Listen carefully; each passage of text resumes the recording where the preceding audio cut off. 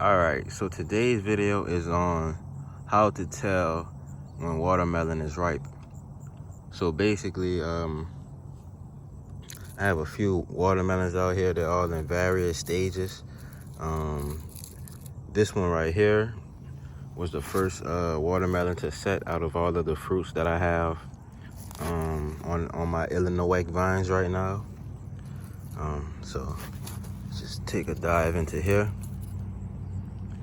So hopefully the quality is clear enough on YouTube that it's that you're able to see these hairs along this umbilical. The umbilical is basically the stem that connects to the end of the melon, and it connects the melon to the vine basically. So it's an umbilical. They have the same functions. All right. So you can see these hairs on here, which means this umbilical here is very much alive. And you can also see the hairs along the vine, but you don't want the ripening sign that I'm going to tell you to look for. You don't want to look for that on the vine. You just want to look for that on the umbilical itself. So basically, once these hairs begin disappearing along this umbilical, that's when you know your watermelon is beginning to ripen, and then you'll start to see brown marks developing. Let me show y'all that on another one. Well, let's take a look at a few of these melons until we see one that's almost completely ripe. So here you can see on this umbilical here, and all the tendrils are green. So I don't go by the tendril sign. Sometimes you can have a green tendril, and sometimes the tendril just doesn't even do anything, and the watermelon could be ripe. So I literally only go by this umbilical, honestly.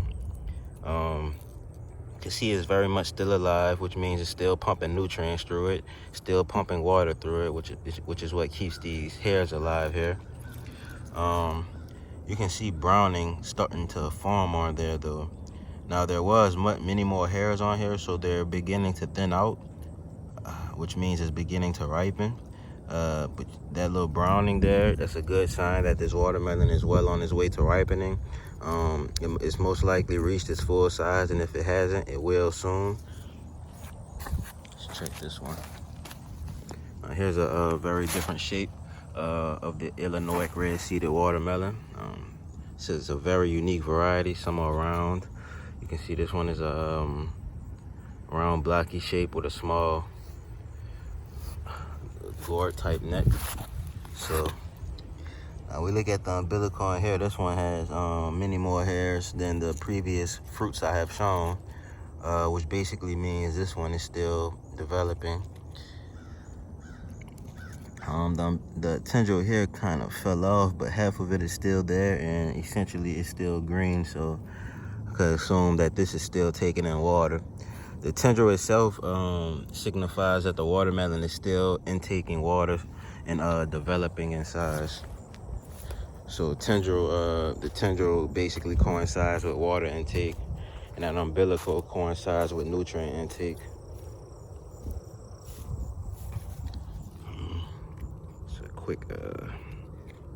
Quick view of these. This is some melon Mexicano melons, growing very well. Those had a 13%. What I want to harvest had a 13% sugar content, so that's very sweet. So here's an Illinois that's I believe is further along than the others.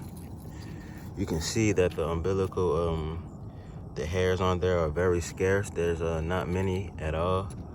Up here, there was a cucumber beetle chewing on that, so that's been brown right there for a couple weeks. But here I can see some browning forming right there. Once this makes a scar mark, this umbilical will most likely be hairless. So all those signs coincide with each other. The scarring of this umbilical, or the drying of it, and that hairing going away. The hairiness going away. That all coincides with the nutrient uptake almost being completed or being completed. But you can basically see though there's not many hairs, if any at all. Now I still wouldn't pick this watermelon at this stage. This is a smaller Illinois. This is a smaller one. But yeah, like I said, I wouldn't pick it at this stage. And that tendril is still green, but I can see that it's beginning to ripen up the melon because of that umbilical and those hairs drying up. I have a Blacktail mountain watermelon over here. This one, its vine died out. I assume it was due to the cold. So in this specific area, the cold must have got to some of the Blacktail vines, but it didn't get to all of them. So it's still growing good. This is the only Blacktail mountain fruit set that I have at the moment. You can see the tendril is dry, but I mean the vine itself is dead, so that's not a surprise. But the tendril is dried because this melon is not taking in water anymore. So I can guarantee you that. And how do I know? Because this umbilical is still green, which means this melon is still alive. But this tendril has dried out, which means this melon is alive but not taking in water. So we can also assume that it should have some color in it. Now, I don't know when the vine actually died out, so that could have affected how ripe this melon may be, but I'm gonna pluck it anyway. And also yesterday I noticed that it was drying in this pit right here. You can see that scarring developing right here. Melons tend to do that when they're ready to separate from the vine, like so. The more ripe they become, the more easier it is for them to actually separate. So this is the bottom of it. Now this is a very small Blacktail mountain watermelon. They're supposed to be able to reach 8 to 12 pounds. But when I first planted these vines, I didn't fertilize at all. I didn't put any type of nutrients down.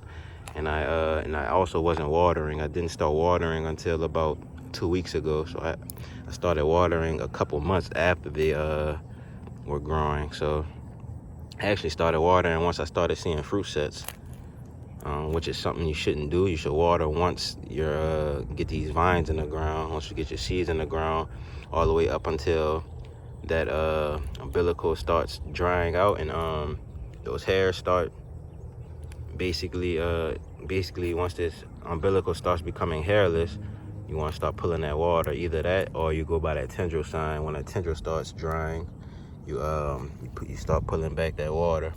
So the moment you see these tips start drying, you pull back that water. Once this whole thing is dry, you don't want any water in there, or you could risk cracking your melon. So this is Blacktail Mountain. I'm gonna cut this one open later today in a separate video. And we'll see how this one is. I'll weigh it and everything, but that's basically how you tell that a watermelon is ripening or not. Here's another developing Blacktail Mountain. So that one must have set fruit yesterday or 2 days ago. But you can see there's plenty of hairs. Let's see. Camera doesn't seem to be catching it well. There we are. So you can see there's plenty of hairs on that umbilical there. There's many more on this vine, but the vine itself needs to remain alive. So as long as water is passing through any of these cords, the umbilical itself or the vine itself, as long as water is passing through here, there will always be hairs. As long as water is passing through here, there will always be hairs. So the moment there's no water passing through, there's no hairs. Now, if your vine is pulling water from something, it's because it's either trying to ripen it or some type of problem or issue has sprung forth that needs to be resolved. Here's some golden Jenny melon. It's growing quite slowly. Yeah, guys, I just wanted to come with this little update. The Blacktail Mountain next to Illinois. This Blacktail Mountain is about 1 to 2 pounds, 1.5 pounds. So I'm gonna enjoy it today. Happy I'm still able to eat watermelon this late into October. And obviously we should have plenty more for November. These Illinois. So yeah, y'all, that's my video. See y'all in the next one.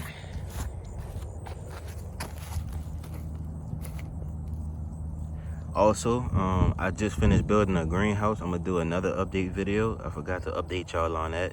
I just built a greenhouse from scratch, and I want to show y'all the greenhouse and what I want to actually do with it. So I may grow some watermelons throughout the winter inside my greenhouse. Now I'm in zone 9, so I believe I can pull it off with the grow light. Yeah, guys. See y'all in the next one.